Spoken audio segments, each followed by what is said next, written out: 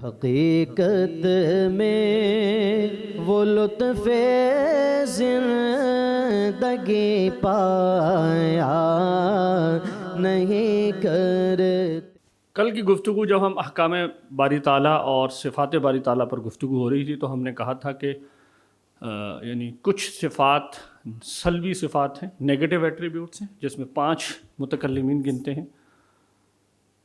اگر آپ البراہین کتاب ہے علامہ سنوسی کی، بہت خوبصورت ہے، بہت انہوں نے ترتیب سے چیزیں جمع کی ہیں 800 سال میں جو بحث ہوئی ہے اس کو سمرائز کر کے۔ تو کہتے ہیں کہ پہلی صفت جو ہے وہ اللہ تعالیٰ کی صفت ذاتی ہے، اور وہ وجودیت ہے، کہ موجودیت جو ہے یہ صفت ذاتی ہے، یعنی یہ صفت اللہ تعالیٰ کی، ٹھیک ہے نا۔ اس کے بعد 5 نیگیٹو ایٹریبیوٹس ہیں، وہ میں نے اسی ترتیب سے آپ کے سامنے کھولا تھا۔ 5 نیگیٹو ایٹریبیوٹس میں پہلے ہے واجب الوجود ہونا۔ واجب الوجود ہونے کا مطلب ہے کہ وہ ذات محتاج نہیں ہے، تو آپ دیکھیں نہیں کے اعتبار سے ڈیفائن ہوتی ہے۔ منفی ہے، منفی آپ وہ کیا بولیں، منفی یعنی نیگیٹو یہاں برائی کے معنی میں نہیں ہے، یعنی نیگیشن کے معنی میں ہے، کسی چیز کی میں نفی کر رہا ہوں کہ ایک چیز نہیں ہے، ان معنوں میں نیگیٹو ہے، نیگیشن کے معنی میں سلب۔ ایک ہے کہ میں کسی چیز کا ہونے کا دعویٰ کروں، میں کہوں کہ یہ گدھا ہے تو یہ ایک اثباتی دعویٰ ہے، میں کہوں کہ یہ گدھا نہیں ہے تو یہ ایک نیگیٹو دعویٰ ہے، نیگیشن ہے، جس کو آپ نیگیٹو سینٹینس کہتے ہیں انگریزی میں۔ کہ اسرٹیو سینٹینس 2 طرح کا ہے، وہ یا پازیٹیو ہوتا ہے یا وہ نیگیٹو ہوتا ہے۔ تو یہاں نیگیٹو کا معنی یہ والا جس میں کسی چیز کے نہ ہونے کی بات کرتا ہوں، نیگیشن کرتا ہوں۔ تو پہلی چیز جس سے اللہ کی تنزیہ بیان کی جاتی ہے وہ احتیاج ہے، واجب الوجود ہونے کا یہ معنی ہے۔ دوسری چیز ہے قیام بالنفس، یہ پہلے وہی ہے کہ یعنی واجب الوجود ہونا کہ اللہ تعالیٰ کسی کا محتاج نہیں ہے۔ پھر ہم نے کہا مخالفت الحوادث، اللہ تعالیٰ حوادث اللہ تعالیٰ پر جائز نہیں ہے کہ اللہ محل حوادث بنے، چینج کا پرنسپل خدا پر لاگو نہیں ہوگا، اور اس کی پھر کچھ امپلیکیشنز نکلتی ہیں کہ وہ جسم کے اور اس کے تمام تقاضوں سے جو کہ جہاد وغیرہ سے متعلق ہیں اللہ تعالیٰ ان سے ماوراء ہیں۔ اسی طرح ہم نے یہ بات بھی ڈسکس کی کہ وہ قدیم ہے، قدیم ہونے کا مطلب ہے کہ اس کا کوئی آغاز نہیں ہے، وہ صفت بقا سے متصف ہے، مطلب یہ کہ اس کی کوئی انتہا نہیں ہے، کہ وہ کبھی معدوم نہیں ہو جائے گا۔ اور وحدانیت کا معنی کیا ہے کہ وہ اس کی کوئی ند اور اس کی کوئی ضد نہیں ہے۔ ضد کا مطلب اس کا کوئی اپوزٹ نہیں ہے، اور ند کا مطلب ہوتا ہے آلٹرنیٹ، جو اس کی جگہ آ جائے، کوئی 2 نہیں ہو سکتے۔ تو ہم نے کل اس پر تفصیل سے بات کی۔ پھر ہم نے کہا کچھ صفاتی اثباتیاں ہیں جو اس کائنات کو دیکھ کر میرے ذہن میں نیسیسریلی پیدا ہوتے ہیں کہ علت ایسی ہونی چاہیے اثباتی طور پر۔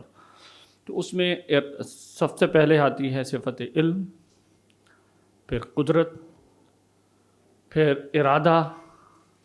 ارادہ پر ہم نے پہلے بات کی تھی، تو اس کے پیچھے یہ چیزیں چلی آتی ہیں، یہ دونوں، اور ان دونوں کے ساتھ ایک اور چیز چلی آتی ہے، وہ ہے صفت حیات۔ تو یہاں تک ہم نے کل گفتگو کر لی تھی، اور پھر ہم نے یہ بھی بحث کی کہ علت و معلول کی کیا حیثیت ہے اس پورے نظام فکر کے اندر۔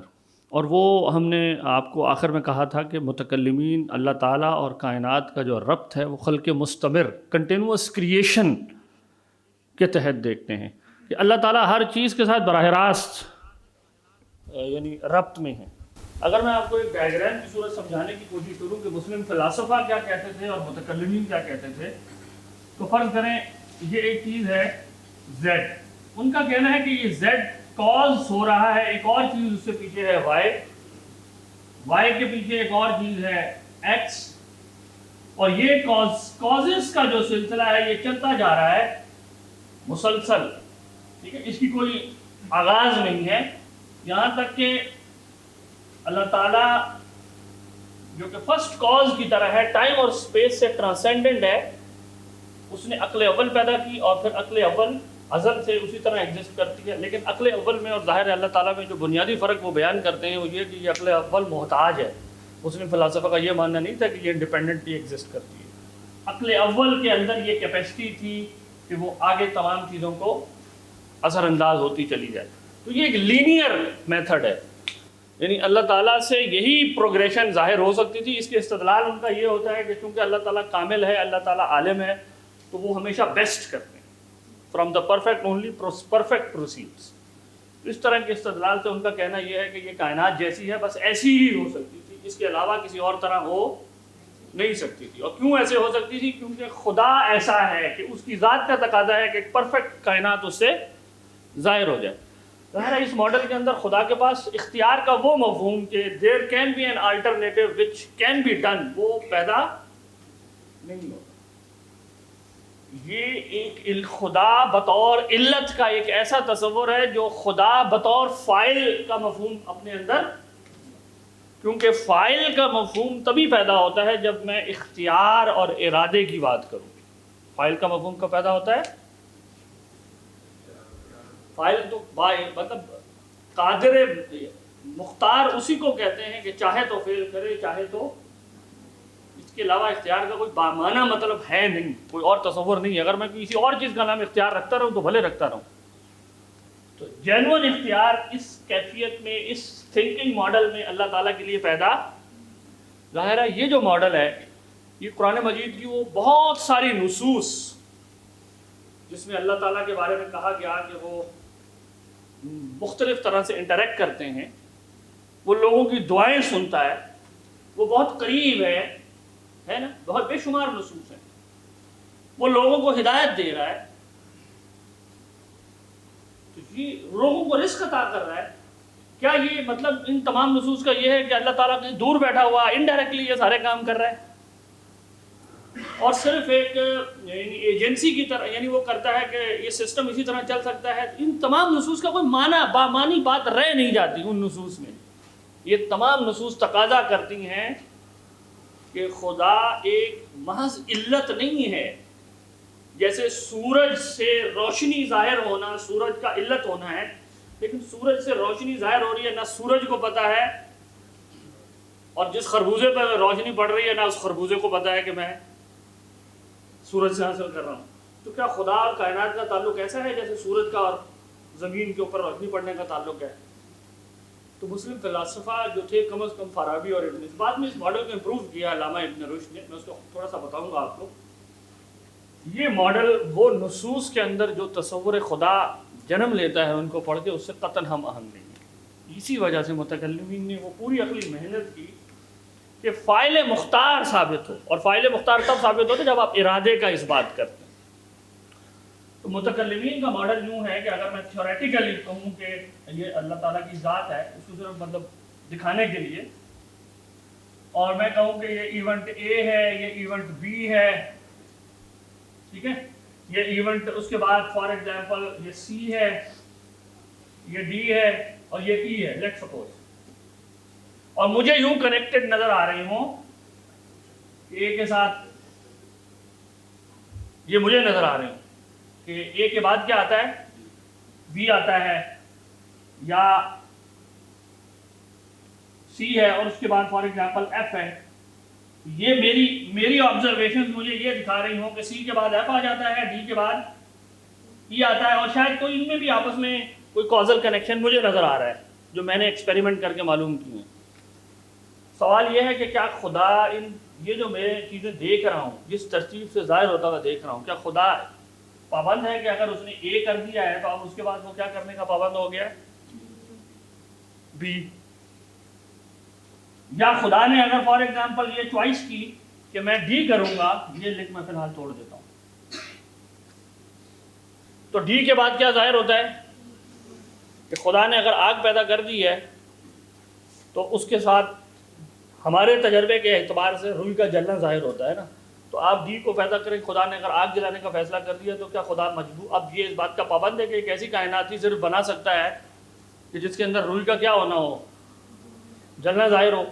یا فرض کریں خدا یہ سوچ کے ارادہ کر سکتا ہے کہ میں آگ کے بغیر والا کوئی اور چیز پیدا کروں، اے لیٹ سپوز، لیکن اس کے بعد پھر کیا چیز ظاہر ہوتی ہے، بی.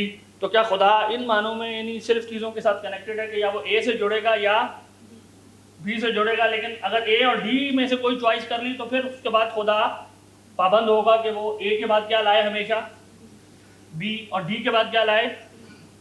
اگر میں کہتا ہوں ہاں ایسا ہی ہوگا تو میں یہ فرض کر رہا ہوں کہ there is something in A and D itself، کہ جب وہ ظاہر ہو جائیں گے تو خدا ان کا کیا ہو جائے گا، پھر پابند ہو جائے گا. یہ میکینسٹک کنسیپشن آف کوزیلٹی ہے چیزوں کے اندر کچھ تاثیرات ہیں، خدا بھی گویا ان کا پابند ہے. ہم کہہ رہے ہیں کہ اے اور ڈی کے اندر کہاں سے تاثیر آئی؟ تو سارے محتاج ہیں خود، یہ تو سب حوادث ہیں. اور حادث کیا ہوتا ہے؟ محتاج ہوتا ہے، ہر چیز میں محتاج ہے. اگر میں مان بھی لوں کہ اے میں کچھ ایسا ہے تو وہ پھر اپنی ایکسپلینیشن کے لیے پیچھے خدا کا محتاج ہے. متکلمین کا ماڈل اصل میں یہ ہے کہ خدا کا ارادہ اے کے ساتھ بھی جڑا ہوا ہے، بی کے ساتھ بھی جڑا ہوا ہے، ڈی کے ساتھ بھی جڑا ہوا ہے، سی کے ساتھ بھی جڑا ہوا ہے، اور ان سب کے ساتھ براہ راست جڑا ہوا ہے. سب کو کون پیدا فرما رہا ہے خاص ترتیب میں؟ اللہ تعالیٰ. اللہ کی قدرت سب کے ساتھ جڑی ہوئی ہے. اب اگر آپ یہ سوال اٹھائیں کہ یہ اے اور بی کے درمیان جو باہمی ربط ہے وہ کیوں نظر آ رہا ہے، تو کل ہم نے اس کو کیسے سمجھایا تھا کہ یہ سب یہ اللہ تعالیٰ کی عادت ہے کہ وہ خاص ترتیب سے کیونکہ چیزوں کو پیدا فرماتے ہیں، لہذا ہمارے ذہن میں یہ تاثرات پیدا ہوتے ہیں کہ بی ظاہر ہونے کی نشانی کیا ہے؟ اے. ٹھیک ہے، ای ظاہر ہونے کی نشانی کیا ہے؟ For example D. تو میں اگر ڈی کی نشانی کا تتبع کروں ہمیشہ تو اس میں شریعت میں کوئی ممانعت نہیں ہے. پیناڈول کھانے میں کوئی ممانعت، اگر ہمیں تجربے سے معلوم ہوا کہ اللہ تعالیٰ کی سنت جاریہ ہے کہ وہ ایسے ہی افعال سر انجام دیتے ہیں اور پھر میں ان نشانیوں کی پیروی کرتا رہوں تو اس میں کوئی چیز منع. لیکن تصور کیا ہے کہ یہ ڈی اور اے اور سی میں کچھ ایسا نہیں ہے جو کیا کرتے ہیں، خود سے تاثیرات رکھتی ہیں، بلکہ اللہ تعالیٰ کیا کرتے ہیں، ان کو اس خاص ترتیب سے ظاہر کرتے ہیں. اور یہ صرف محض ایمان نہیں لے آئے ہم یہ کہہ رہے ہیں کہ یہ لاجک جو ہم بالکل جس منطق سے پورا آرگومنٹ ہم نے ڈیولپ کیا ہے 2 دن میں، اس کی گراؤنڈ پر ہمارے پاس وی ہیو گڈ ریزن. ہم سوال کرنے میں حق بجانب ہیں کہ کون سی چیز ہے جو خدا کو پابند کر دے کہ وہ اے کے بعد بی ظاہر کرے؟ کون سی چیز ہے جو خدا پر پابندی عائد کر دے؟ کیا دلیل ہے اس کی؟ کسی شے میں کہاں سے تاثیر آئی؟ ایسی آئی کہ جو خدا کے ارادے سے باہر ہے، اور اب خدا نے اگر اس چیز کو ظاہر کر دیا تو اگلی چیز کا پابند ہو گیا. ایسی تو کوئی دلیل نہیں دی جا سکتی عقل کے گراؤنڈ پر. تو جب کسی چیز میں اٹ سیلف کوئی خصوصیت ایسی ہے ہی نہیں تو یہ تصور باندھنے میں کوئی تضاد، کوئی عقلی نہیں ہے کہ ہم کہیں کہ یہ تمام چیزیں کیسے ظاہر ہوتی ہیں. اصل میں جو یاد مصطفیٰ سے دل کو بہلا یا